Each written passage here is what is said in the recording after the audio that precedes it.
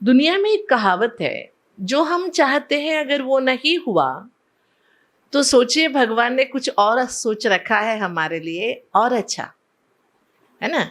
हम कई बार मायूस हो जाते कि मैंने कितना अच्छा प्लान बनाया था, वो हुआ ही नहीं। लेकिन हम ये भूल जाते हैं जो हमने नहीं सोचा उससे ज्यादा कौन सोचता है? बाबा सोचता है। हमारा प्लान नहीं चला, इसका मतलब किसका प्लान चलेगा? उसका। और हमें बाबा ने अपना बनाया है कुछ विशेषता देख के। रास्ते चलते हर बंदे को बाबा ने अपना नहीं बनाया। करोड़ों में से हमें उठाया है तो कुछ तो देख के उठाया होगा ना, कुछ तो देख के बाबा ने हमें चुना होगा। तो इस विश्वास को हमें बरकरार रखना है। कैसी भी हालत में बाबा के ऊपर का हमारा विश्वास कभी डगमगाए नहीं, कम नहीं होता है, थोड़ा सा क्या हो जाता है, हिल जाता। मेरे साथ ही ऐसे क्यों, ये प्रश्न आता है ना, मेरे साथ ही ऐसे क्यों? बाबा के बच्चों को भी आता है। इसी को चलते हुए मैं आपको एक छोटा सा अनुभव सुनाऊंगी। कुछ मैं समझती हूँ, हाँ 15-20 साल पहले हर एक के शरीर में हार्मोनल चेंजेस होता है। स्त्री पुरुष सभी को शरीर है तो शरीर के हिसाब से कुछ बदलाव होते हैं। मेरे शरीर के हार्मोनल इम्बैलेंस के कारण मुझे रात को नींद नहीं आती थी। एकदम से शुरू हो गया, रात 2 बजे तक, 2 बजे के बाद नींद आती थी, फिर 4 बजे उठना है, फिर हमारा दिनचर्या शुरू हो जाता है। तो मन में परेशानी होती थी कि ऐसे कैसे चलेगा। डॉक्टर से कंसल्ट किया तो डॉक्टर ने कहा ये आपके हार्मोनल इम्बैलेंस के कारण होता है, या तो गोलियां खाओ, नहीं तो जितने दिन चलता है चलने दो, ऐसे 6-8 महीना चलेगा फिर ठीक हो जाएगा। मैंने कहा मुझे गोलियां नहीं खानी है, लेकिन करे तो क्या करे। सेंटर में 10-11 बजे सभी सो जाते और मेरी ना आंखें ऐसे फटी सी फटी रह जाती है, नींद आती नहीं है मुझे 2 बजे तक। मैंने पहले शुरू किया अव्यक्त मुरलियों का अध्ययन। रात को अपना एक छोटा सा लैंप, सोलार लैंप लेके बैठती ताकि बहनों को डिस्टर्ब ना हो जो सोई रहती है, और उसमें मैं अव्यक्त मुरलियों को ग्रुप करके टॉपिक वाइज कलेक्ट करना शुरू किया मैंने। उन दिनों जो मैंने अव्यक्त मुरलियों का अध्ययन किया, आज भी मुझे वो एक खजाना बन गया। एक बुक में बाकायदा मैंने अलग अलग टॉपिक पर, जैसे कि आत्माभिमानी स्थिति है या बहुत सारे ऐसे टॉपिक्स जो मुझे अच्छे लगते थे, वो सब मैंने कलेक्शन करना शुरू किया। महीनों चलाए। फिर साकार मुरलियों का अध्ययन शुरू किया। साकार मुरलियां जब पढ़ना शुरू किया मैंने, रोज रोज रोज रोज रात को, उसमें रोज बाबा कहते गीता के भगवान के बिना तो मुरली चलती नहीं है। तो गीता के अलग अलग बुक्स लेके आई मैं, मतलब लाइब्रेरी से लाती थी, क्योंकि गीता के ऊपर ना बहुत लोगों ने लिखा है, बहुत लोगों ने। विनोबा भावे है, गांधी जी है, गोखले जी है, तिलक जी है, रामकृष्ण परमहंस जी के, बहुत सारे, अरबिंदो है, जो बड़े बड़े थिंकर्स है जिसको दुनिया मानती है, उन्होंने गीता पर अपने जो एसेस लिखे हैं वो सारे मंगाई में। ओरिजिनल गांधी जी की भी मुझे मिली, अनासक्त कर्मयोग के ऊपर उन्होंने जो इंग्लिश में लिखा है। उनका इंग्लिश सब समझना आसान नहीं है, पुराने जमाने की इंग्लिश है, डिक्शनरी के बिना आप पढ़ नहीं सकते उसे। वो सारा बाबा ने इतना अच्छा टाइम दिया, सभी सोए रहते थे, 10 बजे से 2 अर्ली मॉर्निंग 2 बजे तक पढ़ती रहो, बाद में थोड़ा सो जाओ, फिर अमृत वेला। ऐसे करते मैंने नोट्स बनाया। जब नोट्स बनाती थी तब मेरे मन में एक प्रश्न उठा, इन सब का अपना अपना विचार है, लेकिन बाबा का जो विचार है, किसी के विचारों को काटे बिना हम अपना विचार कैसे रखें? किसी को ये ना लगे कि हमारी ग्लानि कर रहे हैं, लेकिन हमें अपना सुनाना है। पहले मैंने शुरू किया कि depression management through Bhagavad Gita. Arjun depressed हो गया था, अवसाद में आ गया था, उस अवसाद से बाहर निकलने के लिए भगवान ने रास्ता दिखाया, बस ऐसे लिया। इसको कहते द्राविड़ प्राणायाम। सीधा नहीं करना, लेकिन इधर से प्राणायाम करना।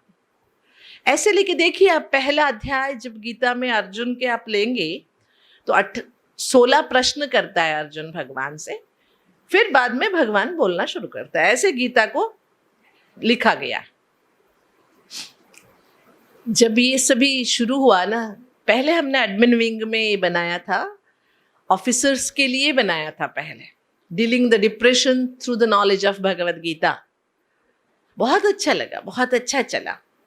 आजकल तो दुनिया के लिए चाहिए क्या है, सभी दुनिया में जो बहुत अच्छे मुखौटा पहन के बैठे हैं ना, हंसते मुस्कुराते हैं, अंदर दबे हुए हैं, बहुत सारी परेशानियां हैं। गीता को सामने रख के जब हम अपना ज्ञान सुनाते हैं ना, लोग आसानी से सुन लेते हैं। सीधा ज्ञान सुनाएंगे तो आपका ज्ञान हमें नहीं चाहिए, ब्रह्मा कुमारियों का ज्ञान नहीं चाहिए, लेकिन गीता तो सभी को चाहिए। जब बाबा मिला, बाबा मिलने के बाद बाबा ने मुझे, मैं ज्ञान से पक्का नहीं बनी हूं, मैं बनी हूं योग से। मैं बाबा के साथ बैठ के झगड़ा करती थी, बाबा के साथ मैं इतना बातें करती थी, ये अनुभव कराना ही है तेरे को, अगर तू सच में भगवान है तो ये अनुभव करा मुझे, ऐसे चलता था। लेकिन बाबा ने बहुत सुंदर अनुभव कराए, और बाबा ने इतने अच्छे अच्छे अनुभव कराए हैं, क्योंकि एक जॉइंट फैमिली से निकल के आना, घर छोड़ के, इतना आसान नहीं था। घर में और भी लड़कियां होती हैं, उनकी शादी की चिंता लगी रहती है दुनिया वालों को, घर वालों को, और पापा भी नहीं थे घर में, पापा नहीं है तो जॉइंट फैमिली में एक मुखिया होता है ना, चाचा मुखिया बन गए, तो चाचा तो हिटलर थे, मतलब बहुत स्ट्रांग, अपना ही चलाने वाले। फिर वो कहते थे जाना ही नहीं है ब्रह्मा कुमारी इसमें, लेकिन जब मुझे आना ही था, मैं किसी को मानने वाली नहीं थी। और प्रॉब्लम क्या था कि मेरा उम्र 18 साल हुआ नहीं था, है ना, वो बंदिश डाल सकते, लीगली मैं नहीं आ सकती थी। तब उन्होंने स्वामी जी को बुलाया, गुरु जी को बुलाया, इसको समझाओ ये नहीं जाए घर छोड़ के। उन्होंने 1 घंटा भर के मुझे समझाया कि नहीं जाना है, लड़कियां सन्यासिनी नहीं बनती है, ऐसे वैसे शास्त्र ये वो सुनाए। मैं चुपचाप सुनती रही, क्योंकि बड़े हैं, गुरुजी है तो सुनना पड़ता है। बाद में उन्होंने एक बात सुनाई, न पुत्रस्य गतिर्नास्ति ही, बच्चे नहीं होंगे तो मुक्ति नहीं मिलेगी। एक शास्त्र मत है ये, शंकराचार्य, आदि शंकराचार्य जी का लिखा हुआ। तब तक मैं चुप थी। जब उन्होंने ये समझाया ना, तो मैंने उनसे पूछा, गुरुजी आपकी शादी हुई है क्या? उन्होंने कहा मेरी क्यों होगी, मैं तो सन्यासी हूं। फिर ठीक है, आप सन्यासी है, आपकी शादी नहीं हुई है, आपके बच्चे नहीं हैं, आपको मुक्ति मिलती है कि नहीं मिलती है, मुझे बताइए। उन्होंने कहा मुझे नहीं मिलेगी तो किसको मिलेगी फिर मुक्ति? जब आपको मिल सकती है बिना शादी की, तो मुझे क्यों नहीं मिल सकती? ये मेरा प्रश्न था। उन्होंने कहा नहीं नहीं नहीं, लड़कियों को नहीं मिल सकती, मर्दों को मिल सकता है। तब मैंने पूछा कि, मैंने कहा उनको, तो गुरुजी आपने अध्यात्म समझा ही नहीं है। अध्यात्म में स्त्री पुरुष का भेद नहीं होता है, आत्मभाव होता है, और आत्मभाव में कहाँ की स्त्री कहाँ की पुरुष। जब मैं ये बहस करने लगी, फिर घर में वही है ना, घर वाले खड़े हो जाते हैं। फिर गुरुजी ने घर वालों को कहा, आप कितना भी बंदिशें लगाओ, ये रुकने वाली नहीं है, ये तो जाने ही वाली है। अगर अभी आप बंदिश करोगे, बंधन डालोगे, तो 18 साल तक रुक जाएगी शायद, उसके बाद तो ये उड़ जानी है। उससे अच्छा है इसके अपने दिल की मर्जी करने दो। ऐसे ही बहुत सारे, आना इतना आसान नहीं था, मुश्किल से आए, लेकिन अब तो घर वाले सब वाह वाह करते, वो अलग बात है। अब तो वाह वाह करते हैं।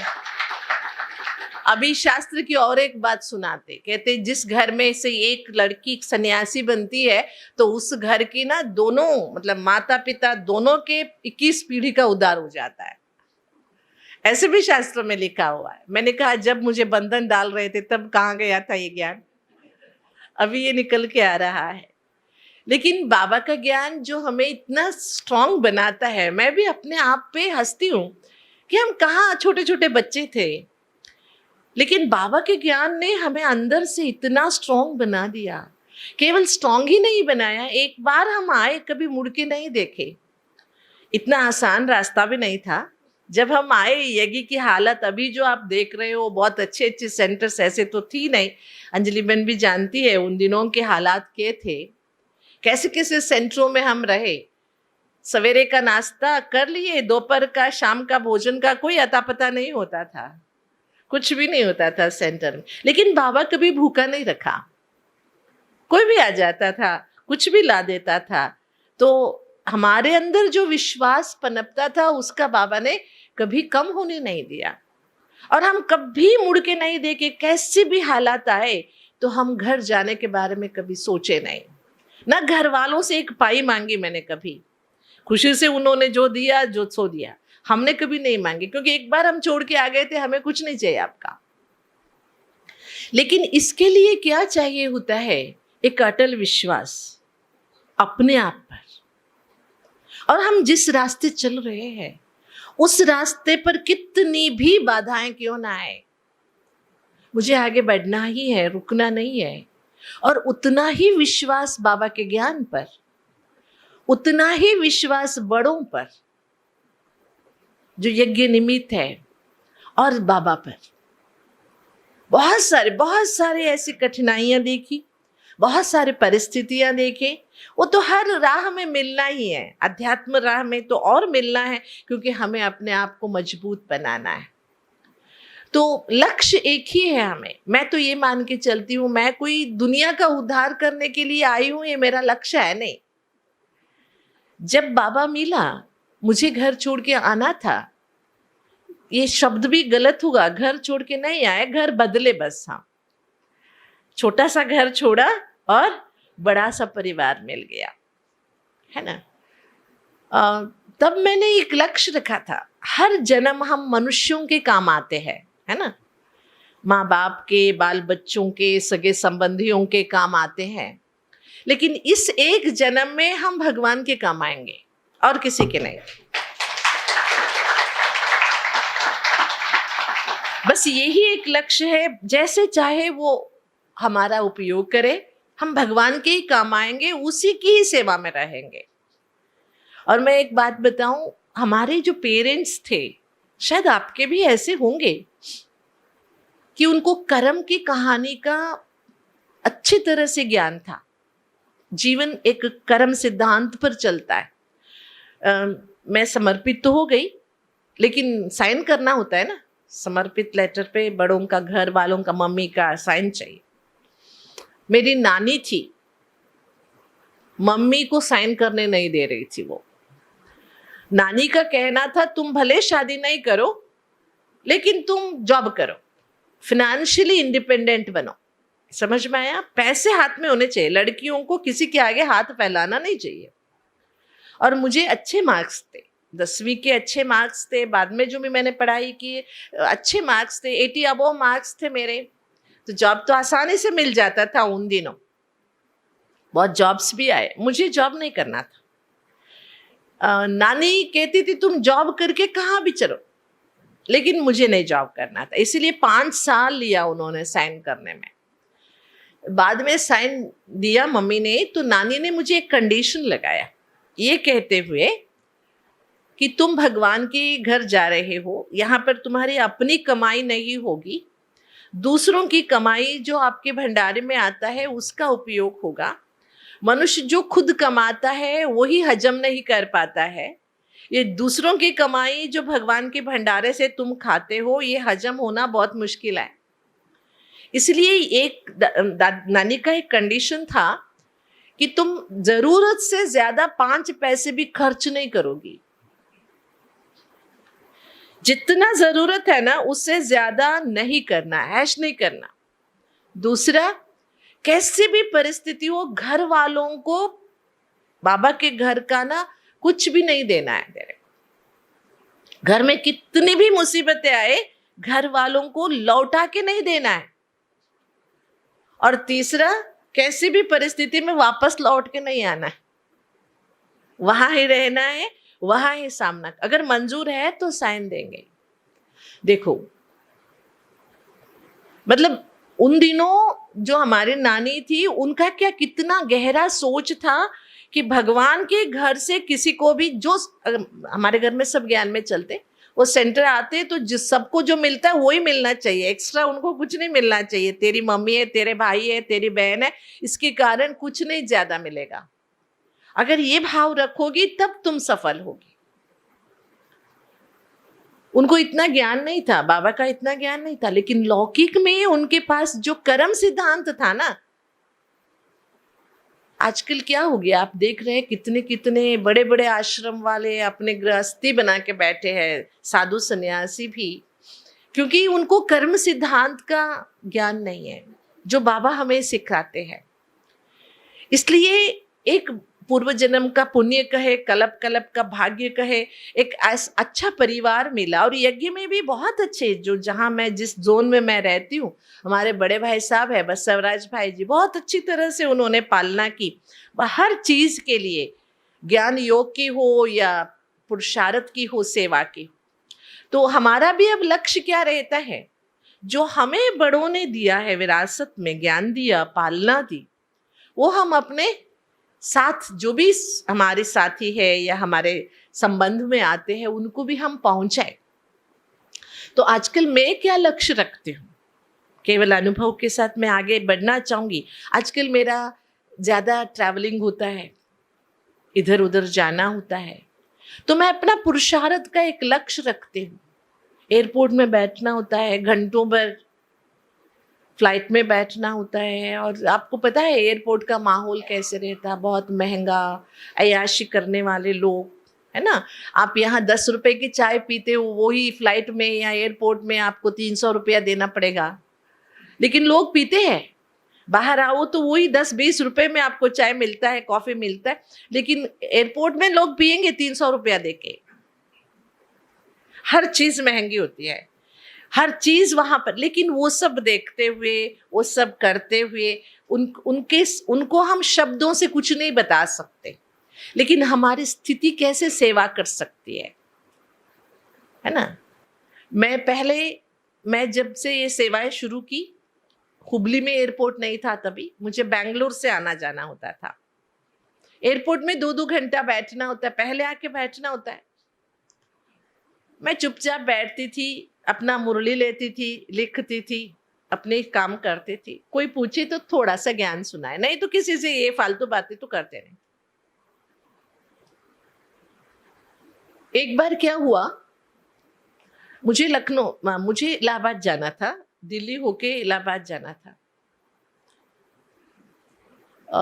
दिल्ली आए, इलाहाबाद का फ्लाइट थोड़ा देर हो गई, फ्लाइट चेंज हो गया, थोड़ा वेट करना पड़ा।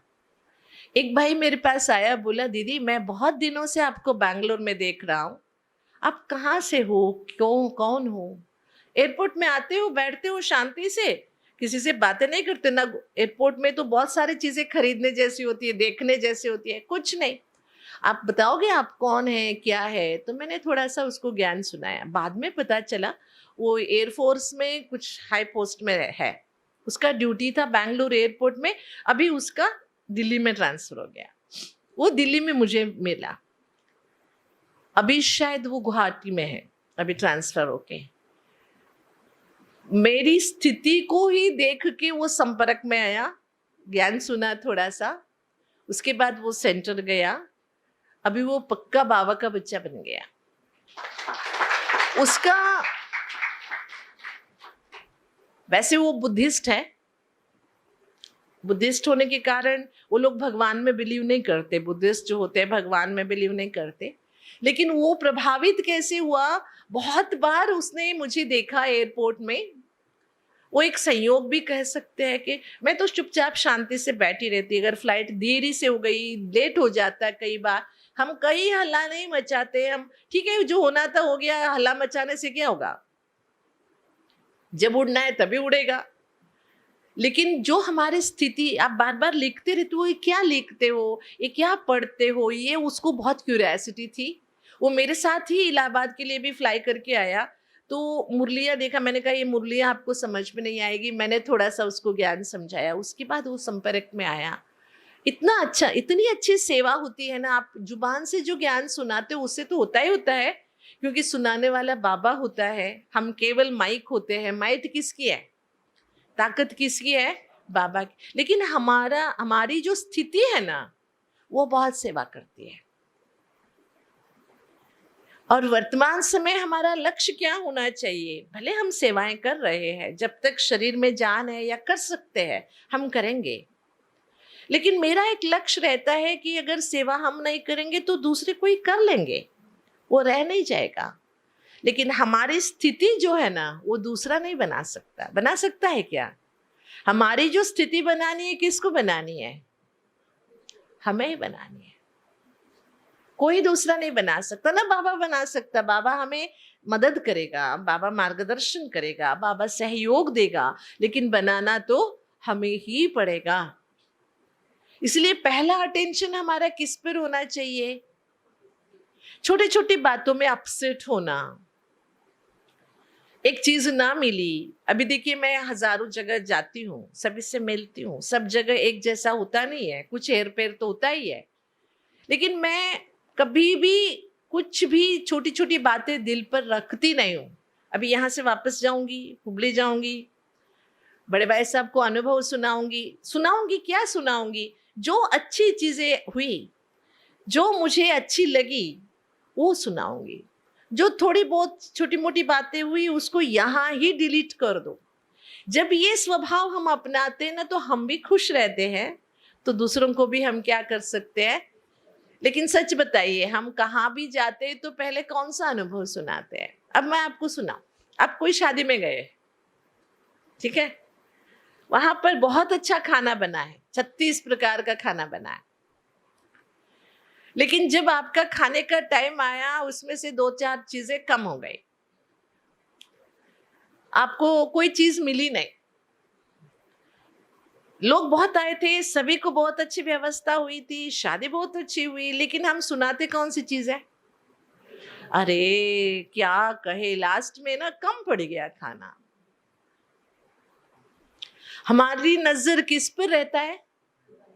कमियों पर, गलतियों पर, जिसके कारण हम कभी सुखी हो ही नहीं सकते, दुखी रह जाते हैं। जब हम दुखी होते हैं तो दूसरों को क्या सुख का पाठ पढ़ाएंगे? हम पढ़ा सकते हैं? क्योंकि हमारी जुबान से ज्यादा ना हमारा मन बोलता है। हमारे शब्दों से पहले हमारे मन के वाइब्रेशंस पहुंचते हैं। इसलिए एक लक्ष्य बना लेते। बाबा ने तो हजारों बार कहा है, बच्चे विशेषता देखो। क्या कहा है बाबा ने? हर एक में विशेषता देखो। और ब्राह्मण परिवार तो विशेषताओं से भरा हुआ है। ये बाबा का अनमोल परिवार है। बाबा कहते ज्ञान के साथ साथ क्या होना जरूरी है? योग का होना। बिना योग के केवल ज्ञानी बन जाते हैं तो ऐसे बहुत सारी चित्र विचित्र बातें सुनने को मिलती है। इसलिए संगम युग में हाँ, थोड़ा सा हल्के से खुश होना ये जरूरी है, रमणीकता जरूरी है, लेकिन रमणीकता ही हो जाए और हम पुरुषार्थ के बारे में कभी सीरियस ही ना बने, तो हमारे हिस्से का पुरुषार्थ कौन करेगा? करेगा कोई? करेगा? आपके हिस्से का काम कोई दूसरा कर लेगा। ऐसे नहीं सोचना कि आपको कोई सेवा का चांस मिला है, आप सोच के देरी से आओ, मेरे हिस्से का कोई दूसरा कर लेगा, ऐसे नहीं होता है। इसलिए वर्तमान समय हमारा लक्ष्य होना चाहिए कि हम सभी को वापस घर जाना है। जाना है ना? उसके लिए पता नहीं, ऐसे नहीं सोचना मैं बूढ़ा होके बुजुर्ग होके शरीर छोड़ के जाऊंगा, या जब संगम युग का अंत होगा तब तक हम जिएंगे या नहीं पक्का पता नहीं है। लेकिन जब तक इस शरीर में है, शरीर से जाते वक्त हमें क्या लेके जाना है और जीना कैसे है। दुनिया में जाने के बारे में कोई सोचता नहीं है, केवल जीने के बारे में सोचते हैं लोग। लेकिन बाबा हमें जीना भी सिखाता है और जाना भी सिखाता है। जीने के साथ साथ जाने के लिए क्या चाहिए, क्या लेके जाना है हमें, कैसे हमारी स्थिति को हमें बनाए रखना है, ये संगम युग की विशेषता है कि हम अपने स्थिति के ऊपर अटेंशन दें। इसके लिए चिंता न करें, लेकिन स्थिति को शक्तिशाली बनाने के लिए, मतलब मैं तो बहुत ऊंची ऊंची बातें नहीं सोचती हूँ। मैं कभी फरिश्ता, कर्मातीत इनके बारे में नहीं सोचती हूँ। मैं पहले कदम के बारे में ज़्यादा सोचती हूँ। मेरा अटेंशन होता है सदैव मेरी आत्माभिमान स्थिति ठीक रहे, जो फाउंडेशन है। अगर मैं आत्माभिमान स्थिति को मैनेज कर रही हूँ तो मुझे अंतिम स्थिति तक पहुंचना आसान हो जाएगा। रोज उस पर अटेंशन रहता है। रात को सोते समय मैं बाबा से बातें करते हुए कहती हूँ, आज देह का अभिमान कितने बार आया, कहाँ कहाँ मैं फेल हुई। किसी के सामने हम छुपा सकते, लेकिन अपने को तो हम जान सकते हैं ना, जान सकते कि नहीं जान सकते। इसलिए मैं 2 शब्दों के लिए सदैव अटेंशन रखती हूँ। एक दिखाई देना, एक है देखना। आप सब मुझे दिखाई दे रहे हो, लेकिन आप में से क्या देखना है मेरा चॉइस है ना। दिखाई तो देह देगा, देह का पहनावा दिखा, भाव स्वभाव दिखाई देगा, लेकिन उसके अंदर छिपी हुई आत्मा को मुझे देखना है, जो दिखाई नहीं दे रहा है। दिखाई देना, रास्ते चलते बहुत सारे नज़ारे देखते हैं हम, दिखाई देता है, लेकिन उनमें से क्या याद रहता है हमें? खासकर जिस पर हम अटेंशन देके देखते हैं ना, वो ही याद रह जाता है हमें। दिखाई दी हुई सारी चीजें याद नहीं रहती। तो आप सोचिए, अभी हमें एक व्यक्ति से मिले हम, उसमें क्या देखना है हमें? जो दिखाई देता है वो ही देखना है, या जो दिखाई नहीं देता उसे देखना है? आपको क्या याद रहता है? कमी कमजोरियां याद रहती है? अच्छा, एक प्रश्न आपसे, आपकी दीदियां आपकी पालना कर रही है ना? आप आओ ना आओ समय पर क्लास खोलती है, मुरली सुनाती है, टोलियां देती है, बहुत प्यार से ज्ञान योग में आगे बढ़ाती है। आप मान के चलिए पूरे साल 12 महीने वो सेवाएं करती है। एक दिन कोई कारणवश आप क्लास में आए, अपने कुर्सी खींच ली, कुछ आवाज हो गया, तो दीदी ने थोड़ा सा आपको डांटा। पूरा साल भर वो आपको प्यार से सिखाती है, समझाती है, पालना देती है। एक दिन उन्होंने आपको डांटा, आपको क्या याद रहता है? पूरे साल की टोली, मुरली, पालना, या एक दिन की डांट? सच बोलना, क्या याद रहता है? अरे दीदी तो डांटती है, रोज डांटती है क्या? नहीं, कभी उसने कुछ कह दिया तो या कौन सा चीज पकड़ के बैठते हैं हम? ये सच है। पूरी अच्छाई को भूल जाते। केवल दीदी की बात मैं नहीं कर रही हूँ, घर में भी ऐसे होता है आजकल। आप बच्चों को जिंदगी भर बच्चों की पालना करते हो, एक दिन क्या आपने बच्चों को डांट दिया, बच्चे क्या करते? अरे ये पापा तो बेकार है, ऐसी बातें करते हैं। दुनिया की सोच और बाबा के बच्चों का भी सोच ऐसे ही चलता है। हम एक कमजोरी को ही पकड़ लेते, बहुत सारी अच्छाई को छोड़ देते, जिसके कारण से हम आगे नहीं बढ़ पाते, हम भटक जाते। बाबा ने तो हमें कहा है, हर एक में क्या देखना है? हमें क्या देखना है? विशेषताएं देखनी है। बाबा ने कहा विशेषता देखने का चश्मा पहन के रखो, लेकिन हमने कौन सा चश्मा पहन रखा है? कौन सा? हम ढूंढते रहते हैं। आदत है, दुनिया की आदत है ये कमियां देखना। वो एक बहुत छोटी सी घटना सुनाते हैं, हम कैसे कमियों को पकड़ के रखते हैं। आपने सभी ने ये एग्जाम्पल सुना ही होगा। एक इंग्लैंड का प्राइम मिनिस्टर था, चर्चिल, नाम सुना होगा, पुराने जमाने का प्राइम मिनिस्टर था चर्चिल। वो एक बार ना इंग्लैंड की रानी से मिलने जा रहा था, उनके साथ उसका पीए जा रहा था। वो पीए की ना जो सॉक्स है, जुराब, वो बहुत बदबू मार रही थी। तो रानी से मिलने जाते तो प्रोटोकॉल होता है, ऐसे नहीं जा सकते। तो चर्चिल ने कहा ऐसी गंदगी बदबू वाली जुराब पहन के तुम नहीं जा सकते हो, आज का अपॉइंटमेंट कैंसिल करते, कल जाते। तुम अच्छा फ्रेश सॉक्स पहन के आ जाना। फिर दूसरे दिन दोनों जा रहे थे, फिर वो बदबू मार रहा था। फिर चर्चिल ने पूछा क्यों, कल कहा था, फिर भी तू सॉक्स बदल के नहीं आया? तो वो असिस्टेंट बोलता है नहीं साहब बदल के आया हूं, देखिए नया पहन के आया हूं। फिर क्यों बदबू मार रहा है? तो कहता है आपको विश्वास हो ना हो इसीलिए वो जो कल वाला जुराब है ना वो जॉब में रख के आया हूं दिखाने के लिए। ये हिस्ट्री का एक बहुत बड़ा उदाहरण है। हम अपने साथ क्या लेके घूमते हैं?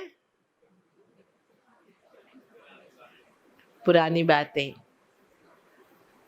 जो छोड़ना चाहिए, जो रखना नहीं चाहिए, वही पकड़ के चलते हैं। ऐसे हुआ था कभी, तो उसी में लटके रहते हैं, अटके रहते हैं, जिसके कारण से हम आगे नहीं बढ़ पाते। तो क्या लक्ष्य रखेंगे? अगर घर जाना है तो हमें क्या करना पड़ेगा? एक तो कमी देखना बंद करना है। अगर देख भी लिया, दिख जाता है, ऐसे नहीं कि हम खास देखते, दिख जाता है, तो वहीं का वहीं उसे किनारा कर दो और कल की बातें पकड़ के नहीं बैठो।